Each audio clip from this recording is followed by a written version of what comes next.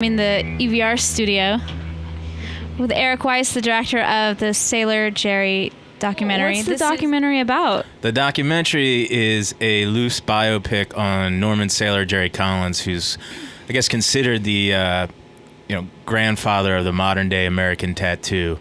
But it's more a story about American tattooing and the history associated with it, focusing on Hawaii and World War II. Is that where it started?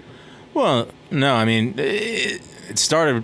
that's a good question. Yeah, I had no idea. How did American tattooing start? Well, no, I'm not going to give you a dissertation, but there's a lot of correlation with sailing culture and tattoo culture, and Sailor Jerry kind of represents that. About the movie? How long is it? 77 minutes. So it's pretty short. Yeah, it took me 3 years to make. Why that long? I thought it was going to take 2 months. Yeah. I budgeted 2 months. So that was a really smart business move on my end. Sailor Jerry funded it? In a way, sure.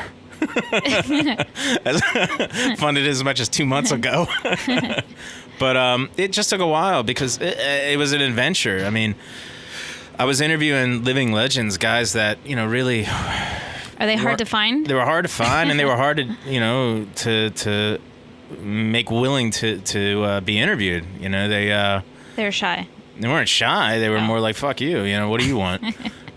It took a lot of people vouching for me to talk to a lot of these guys. Ed Hardy was the first guy I interviewed, and he is the polar opposite of what his name has become. Yeah. I mean, he is a brilliant man. He's just this poet philosopher. He's an amazing artist. He's done so much for tattooing as an art form, and he cashed out. Good for him. What does he have to say about that? I don't want to give away the movie. No, I don't want to put words in his mouth, but I've had conversations with him, and he's always like, I've been a tattooer. I've been a tattoo artist since the '60s, and I didn't really care who walked in the door then. So why do I care now? And I think that's a good philosophy. I mean, this isn't the Louvre. It's an artistic trade. You make money doing it. Yeah. Oh, how old were you when you started getting tattoos? I was 14, and what did your mother say? She didn't say anything because I never went to the beach or any of that stuff with my family.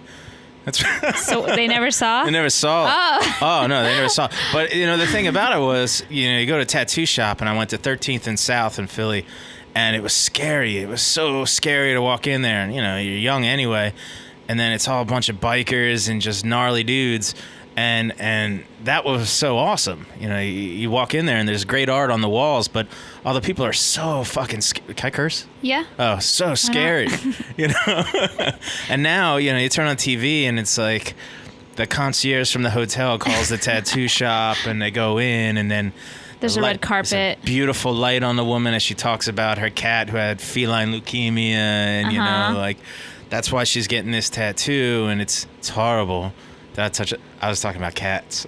I know, but you're gonna make fun of cats, and we're not gonna do that on this show. But yeah, I just it's so emotional now, I guess. Wait, was it legal to get a tattoo at that age? No.